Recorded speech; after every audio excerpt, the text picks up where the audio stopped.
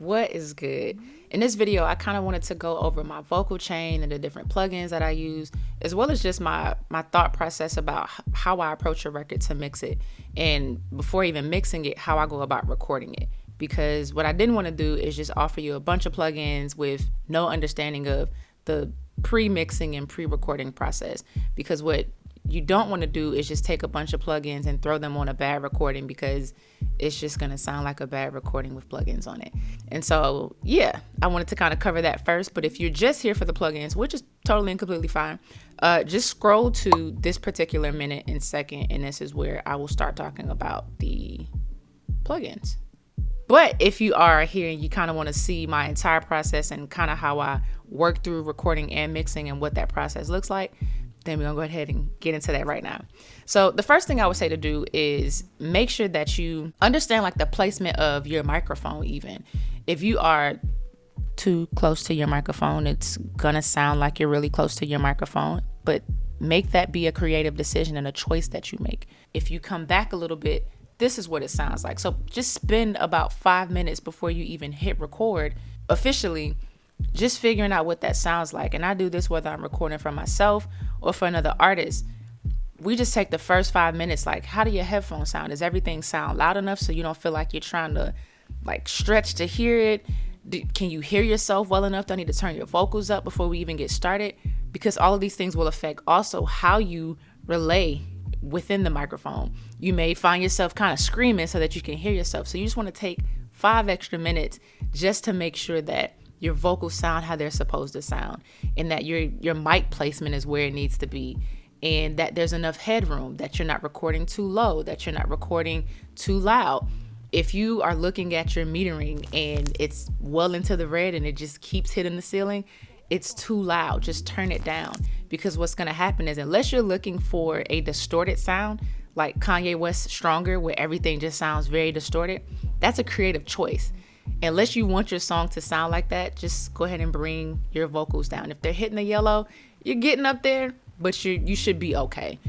If you're in the green, you're good. But if you're also too low within the green, when you go to start post-processing and adding plugins, it's going to have so much white noise added in, because you have to turn it up so loud to make it sound audible, that's not good either. So you just want to take a couple extra minutes just to make sure that you have proper headroom, that your microphone is placed where you want it to be for the kind of song and the kind of delivery that you're delivering for that particular song. Another thing that I would say is making sure you have like a pop filter or something over your microphone that allows for you to speak and say plosives without your microphone picking up on every hard and harsh P or B or anything that would, again, just sound really harsh to the ear. A couple more housekeeping things.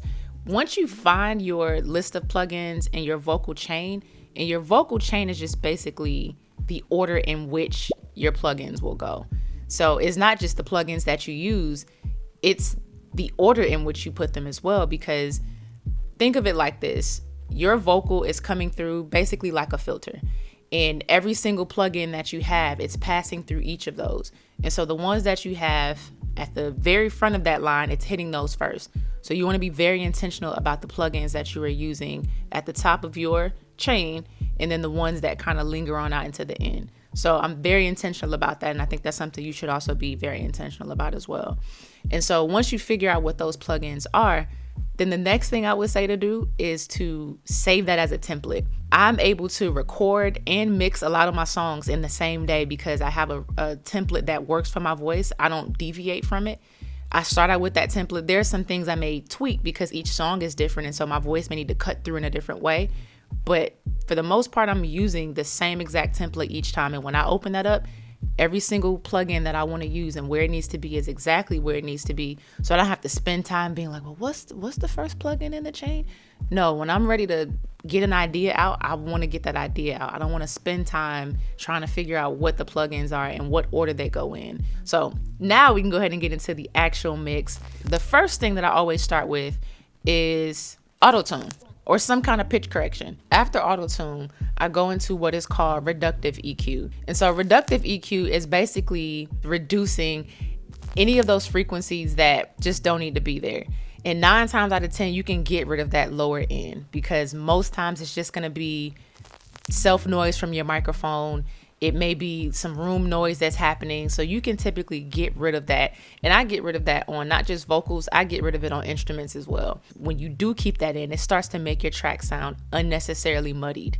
So I always just go in with reductive EQ first, get rid of all of that extra low end. And again, you'll go into this kind of making these adjustments as you see fit for you. These are what my settings are, but you'll go in and make these adjustments how you see fit for you. So then right after I do the reductive EQ, I'm kind of still doing that same thing, but just with a different plugin. I'll go in and use a De-Esser. And this basically gets rid of all of those harsh S's and like hissing sounds that you may make. Some microphones are particularly, they lean towards like a higher frequency. And so you may pick up a much higher frequency. And so you could just use this to kind of bring that down. And also the way that some people speak, they just may overly pronounce some of their S's and some of those hissing sounds. And so you just want to bring that down a bit, because when you start adding in things, this is why you do reductive first. Once you start adding things in, it's going to just boost what's there. So I go in first and take away anything that doesn't need to be there, and then I start boosting. So I'll go in, get rid of the low end.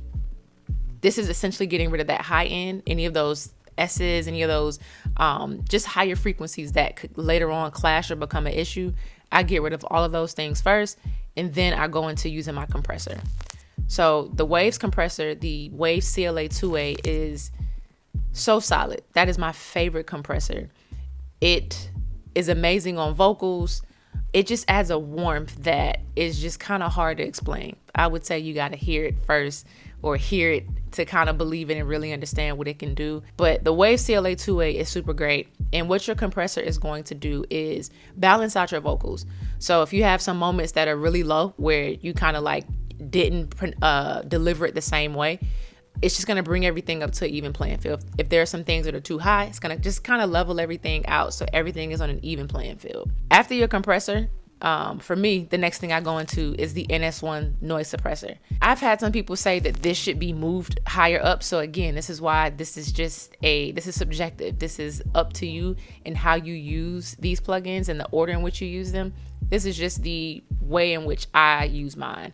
But I've had some people say that it should be further up and closer to maybe the De-Esser and the EQ.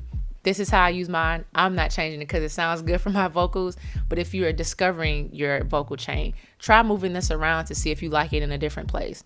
And basically what the noise suppressor does is it goes in, say you have a fan going off, because a lot of us are recording in home studios. If you have a fan, which you should not have a fan going off, I usually cut off the AC, everything, just so I can get it as quiet as possible. But say there's some noise that you couldn't control, it can kind of get rid of like some background noise, and it kind of allows your vocals to cut through. If you use too much of it though, it can make you sound like you have a lisp.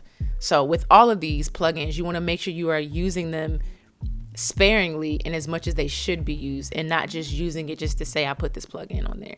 So as you can tell, I have this at 1.1. I just have it on there because once you put it on, you can hear the difference it makes. And then you just kind of start adjusting and moving it as it needs to be moved. So it just kind of, again, gets rid of some of that low end, some of that room noise, just anything that could be like a distraction on your record. Then the last plugin that I use in my main vocal chain is going to be the Waves API 2500 compressor. This one I basically just use for the warmth that it brings. It sounds really nice. I literally just add it on because it makes my voice sound very warm. When I'm mixing other artists, it's hit or miss. Sometimes I use it for other artists, sometimes I don't, because it just doesn't sound as good. So on male vocals, sometimes I don't use it because they already have deeper voices. So it just may not be a use for it. And then there's sometimes I do use it. So it really just depends on the artist, which is why I'm also saying that you have to, even for your own voice, kind of play around with these things. This isn't a set in stone. You have to use these exact plugins or use these plugins in this order. It really is about what makes sense to you, what sounds the best. Those are the things that make great music. It's not just about this formulaic thing where I put these plugins on and that's it.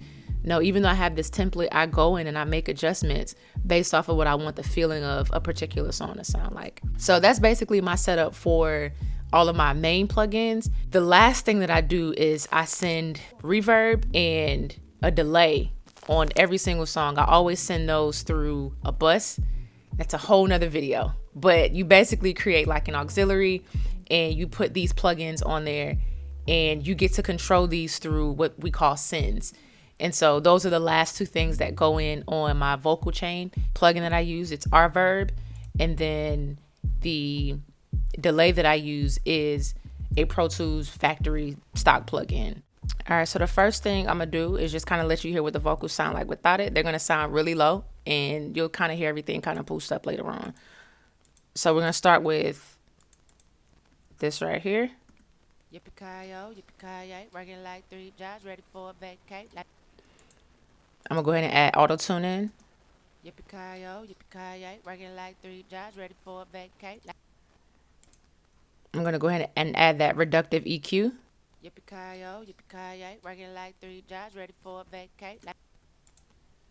I'm gonna go ahead and add the De-Esser. Yippee-ki-yo, yippee-ki-yay, working like 3 jobs, ready for a vacate. And now I'm gonna add the compressor. I think this is probably gonna be the one thing that stands out the most because it's gonna bring the volume of the vocals up so much. But this is what it sounds like with the compressor. Yippee-ki-yo, yippee-ki-yay, working like 3 jobs, ready for a vacate. I'm gonna go ahead and add the NS1 in. Yippee-ki-yo, yippee-ki-yay, working like 3 jobs, ready for a vacate. And then I'm gonna add in the API compressor. Yippee-ki-yo, yippee-ki-yay, working like 3 jobs, ready for a vacate. So now for those sends, I'm gonna go ahead and add in my reverb, which is one of my most favorite things to do. I just think it makes a vocal really stand out, and it can make it sound larger than what it would without it. And this has also allowed me to not have to stack my vocals as much as I used to have to stack them, because that reverb just expands it and makes it sound a lot much bigger than it is. And so this is what it sounds like with the reverb. Yippee-ki-yo, yippee-ki-yay, working like 3 jobs, ready for a vacate. Like it when we touched out, like it when we spontaneous. And then to add in that bounce, that I was referring to, which is going to come from the delay, this is what it's going to sound like. Yippee-ki-yo, yippee-ki-yay, working like 3 jobs, ready for a vacate. Like it when we touched out, like it when we spontaneous. So I work as hard as I play now. And then when you talk about mixing everything in, I just believe that your vocals should cut through, but they shouldn't just sit on top of the beat. They should kind of sit within the beat. It should be this healthy balance of they're not competing with each other. It's just this nice give and take. And so that's when I'm listening, that's what I'm listening for. If there's any moments where I feel like the beat is just way too loud, then I start trying to figure out what is loud. Let's bring that down so that everything sounds cohesive, everything sounds fluid, everything just gels really well together. So I'm gonna go ahead and play the first half of this song just so you can hear it with the beat and kind of get an idea of, again, what a good mix sounds like, where the vocals and the beat just sit really well with each other and they're not fighting each other. So this is what that sounds like. Yippee-ki-yo, yippee-ki-yay, working like 3 jobs, ready for a vacate. Like it when we touched out, like it when we spontaneous. So I work as hard as I play now.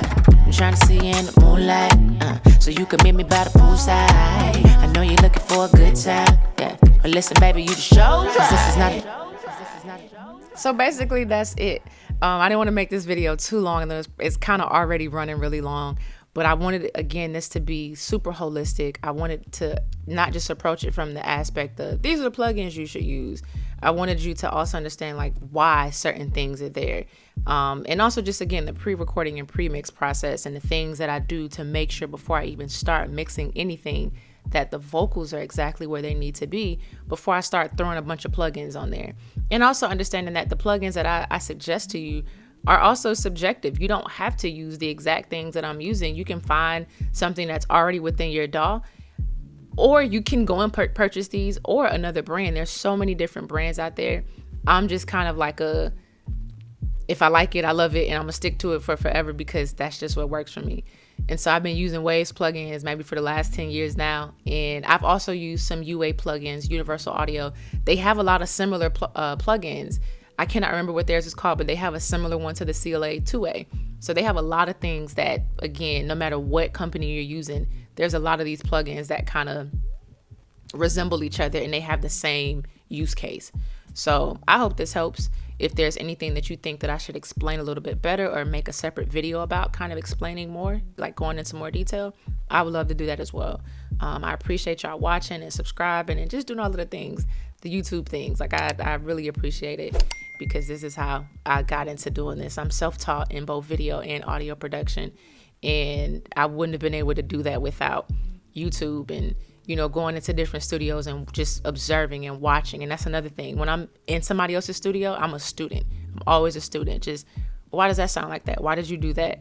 Because something could, you know, go off in my head where I'm like, man, okay, if I do that, that'll make this sound like this. Or if I just tweak this one thing, then this could change the game for me. This could make my mixing process easier. So just being able to learn and be a student always, I think, is super important. So as always, again, I appreciate y'all for watching. This has been another episode of Extraordinary Sound. Catch y'all on the next one.